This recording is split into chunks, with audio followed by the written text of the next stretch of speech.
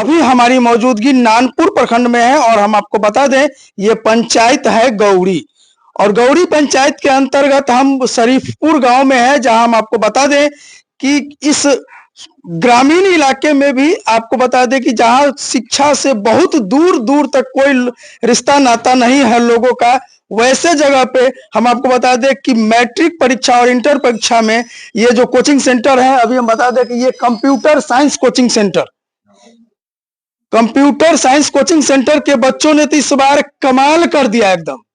समझ सकते हैं कि इतना ग्रामीण क्षेत्र में शिक्षा को दूर दूर तक कोई वास्ता नहीं, वैसे जगह से यहाँ के जो संस्थापक, यहाँ के जो डायरेक्टर सर हैं, उन्होंने जो मेहनत किया है और उनके मेहनत पे जो बच्चों ने जो काम किया है, उनके पढ़ाए हुए बातों को जो अमल किया है, वो काबिले तारीफ है। आइए जानते हैं, पहले कुछ बच्चों से बात करें, उनसे पहले हम सर से बात करेंगे। क्या नाम हुआ सर? सर मेरा नाम नवाब सर हुआ और असल नाम जो है रिजवानुल ओला है। रिजवानुल ओला जी, रिजवानुल ओला। ओला इसमें एक टाइटल है मेरे। अच्छा, ओला टाइटल। हाँ, दादा का नाम था ओला। अच्छा। उन्हीं के नाम पे मेरे पिताजी का जो नाम है वो फिरदौसुल ओला, वो जानीपुर से रिटायर्ड टीचर है। मैं भी computer teacher Raipur high school में रहा। अच्छा। और रायपुर हाई स्कूल में मैंने 2 साल पढ़ाया। वहाँ मेरे क्लास में बच्चों को बहुत इंटरेस्ट देखने को मिला, तो मैं भी सोचा कि इस फील्ड में मैं आ जाऊँ। तब से मैं कंप्यूटर से जुड़ने के साथ साथ मैंने ये जो क्लास 10वीं 12वीं का जो है बच्चों को तैयारी करवाना शुरू कर दिया। उसके बाद से धीरे धीरे लोग जो है गांव में मेरा इमेज एक बनता चला गया और आज उसी का देन है कि 445 मार्क्स जो है इंटर में तरन्नुम परवीन और मैट्रिक में नजम परवीन जो है 410 मार्क्स लाई है। आइए बच्ची से भी बात करेंगे। क्या नाम है बुआ? तरन्नुम परवीन। तरन्नुम परवीन, कितना मार्क्स है? 445। 445 इंटर आर्ट्स में जी। 445 नंबर लाने के लिए आप कितना देर पढ़ाई करते थे घर पे? 3 घंटा। 3 घंटा? जी। 3 घंटा घर पे जाकर के सर जो बतलाते थे उसके अलावे 3 घंटा अपने खुद से पढ़ते थे? जी बिल्कुल। और 445 नंबर आपका आ गया। जी। आगे क्या करना है? आगे मुझे भी मेरे शिक्षक की तरह एक टीचर बनना है और समाज सेवा करना है, और जो उनकी इमेज है गांव में वो चाहती हूँ कि मुझे भी मिले। बस यही है। ये 445 नंबर जो आया है, इसका श्रेय आप किसे देना चाहेंगे? अपने माता पिता को और अपने शिक्षक को, और मेरा कुछ हार्ड वर्क भी है इसमें। कुछ हार्ड वर्क भी? आप समझ सकते हैं कि बच्चे का हार्ड वर्क तो है ही साथ जो है शिक्षक का जो है हार्ड वर्क को भी नहीं भूलना होगा। क्या नाम हुआ आपका? फौजिया परवीन। क्या? फौजिया परवीन। फौजिया परवीन, कितना नंबर है? 348। 348 साइंस से? जी। Inter science? जी। अब बताइए कि 348 साइंस विषय में पढ़ करके ग्रामीण इलाके में पढ़े हैं आप? एक टीचर से पढ़े। एक टीचर से पढ़ करके? नवाब सर, ऑल सब्जेक्ट से। बड़ा आश्चर्य होता है कि इस ग्रामीण इलाके में भी इंटर साइंस और एक ही शिक्षक जो नवाब सर हैं, वो सारे विषयों को पढ़ा करके 348 मार्क्स बच्चे को दिलवाते हैं, वो भी साइंस से।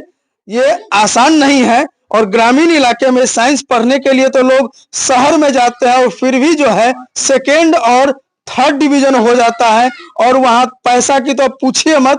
महीने सिर्फ इंटर साइंस से करने के लिए 2.5 से 3 लाख रुपया सिर्फ टीचर का फी हो जाता है, लेकिन ग्रामीण इलाके में मात्र 500 रुपया महीने का लेते हैं और सभी विषयों को सर ने पढ़ाया है। आइए जानते हैं, और भी बच्ची है। क्या नाम हुआ? नजम परवीन। नजम परवीन, कितना नंबर आया है? 410। 410 कौन से क्लास में? मैट्रिक। मैट्रिक में यानी 10वीं में? मैथ में 94। सबसे ज्यादा मैथ में नंबर है आपका? कितना? 94। 94। मैथ समझ में आता है आपको ज्यादा? जी। कितना पढ़ते थे मैथ? 2-3 घंटा। 2-3 घंटा। घर पे सर के अलावे भी कुछ पढ़ते थे क्या? Self study. सेल्फ स्टडी कितना देर करते थे? 1 घंटा। 1 घंटा खुद से, बाकी सर का जो होमवर्क होता था वो अलग से। जी। चलिए, तो अब आप समझ सकते हैं कि इस ग्रामीण इलाके में भी काफी बधाई के पात्र हैं ये नवाब sir. Computer science coaching centre वाले जो हैं वो काफी हद तक यहाँ जो है बच्चों के बीच में जो जागरूकता अभियान कह सकते हैं इसको, बच्चों को जागरूक करके साथ ही साथ इन्हें जो है बच्चों को ही नहीं, हमें तो लग रहा है सर कि आपको तो यहाँ गार्जियन को भी समझाना पड़ता होगा कि आप अपने बच्चे को पढ़ाइए, पढ़ाई के अलावे इस दुनिया में अभी कुछ भी नहीं है। जी, बच्चों के गार्जियन को भी समझाना पड़ता है, उनके पास इतना पैसा नहीं होता है कि वो बच्चे की फी भर पाए। फिर मैं ऐसे बच्चे को कोऑपरेट करता हूँ कि तुम पढ़ो, अगर तुम अच्छा करोगे तो सरकार की तरफ से पैसा मिलेगा तो फिर हमको फीस दे देना। बहुत से ऐसे भी बच्चे हैं जो पास होने के बाद सरकार की तरफ से जब पैसा मिलता है तो मेरा फी पे कर पाते हैं।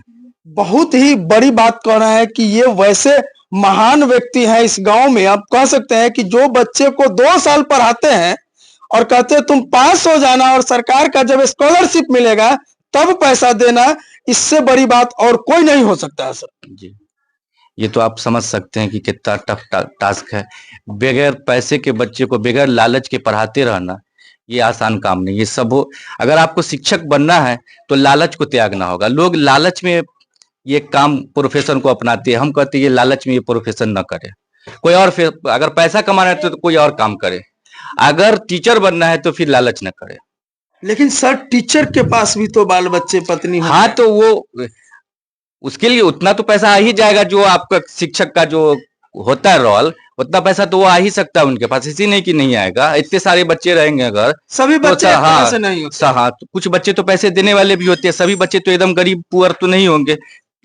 30% ऐसे बच्चे आते हैं जो एकदम पुअर होते हैं, 20% ऐसे भी आते हैं जिनका बैकग्राउंड सही रहता है, और कुछ बच्चे मीडियम होते हैं जिनके पास पैसा होता भी है, नहीं भी होता है। तो उनको मिला जुला कर अगर कहे तो शिक्षक को पैसे की कमी नहीं हो पाएगी। आप सबसे पहले तो आपने सारा चीज बतला दिया है कि हमारे आपके यहाँ जो भी बच्चे गरीब बच्चे हैं, अब इससे कम फी में तो कुछ संभव नहीं है, इसलिए इस पे हम नहीं कुछ कहेंगे कि अब आप आपने गरीब बच्चों के लिए क्या किया, क्योंकि ये कोचिंग अब हम समझ रहे हैं कि सिर्फ गरीब बच्चों के लिए ही खोला गया है। जी, ये उसी का देन है कि इतने बच्चे, अभी एक कॉल पे इतने बच्चे आ गए यहाँ पे। अभी कोचिंग का वक्त नहीं है, फिर भी ये जो है बच्चे एक कॉल किए तो सारे बच्चे हाजिर हो गए। ये स्कूल का समय होगा, 4 बज रहा है, फिर भी एक बच्चे लोगों को हम आपके कहने पे जो है रिक्वेस्ट करती है, बच्चे कहीं ना कहीं से अपने गार्जियन से, अपने शिक्षक से, सरकारी स्कूल में ही पढ़ती है, सरकारी स्कूल के ही बच्चे हैं, वहां से छुट्टी लेकर आए होंगे यहाँ पे। अभी क्या कुछ संदेश देना चाहिएगा वैसे लोग जो कहते हैं कि हम गरीब हैं, हमारा बच्चा पढ़ नहीं पाता है, हमको व्यवस्था नहीं होता है, वैसे लोगों को क्या कहिए? देखिए, आज सरकार इतना पैसा दे रही है कि गरीब रह जाना गुनाह है। गरीब घर में पैदा होना गुनाह नहीं है, गरीब रह जाना गुनाह है। अगर आपके अंदर मेहनत है, लगन है, टैलेंट है, परिश्रम करना जानते हैं तो ये आसमान खुला हुआ है, आप खुले आसमान में उड़ सकते हैं। ठीक है, तो ये कहना कि हम गरीब है, ये गलत बात है। चलिए, तो अभी आपको ये वीडियो कैसा लगा और सर ने जो काम किया है, और लगातार आपको बता दें कि इस काम को नवाब सर के माध्यम से पिछले 12 वर्षों से किया जा रहा है।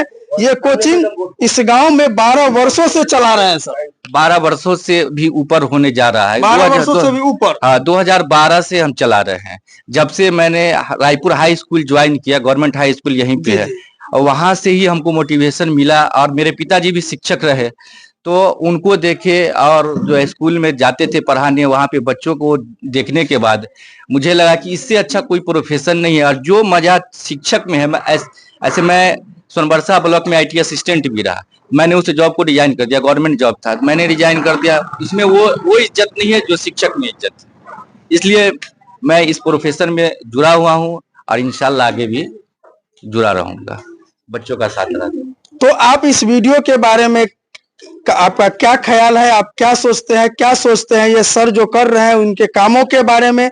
अपनी प्रतिक्रिया कमेंट बॉक्स में जाकर के लिखें। और ये वीडियो यदि आपको लगता है कि ये वीडियो में काफी अच्छा काम किया गया है तो इस वीडियो को ज्यादा से ज्यादा शेयर कीजिए। धन्यवाद।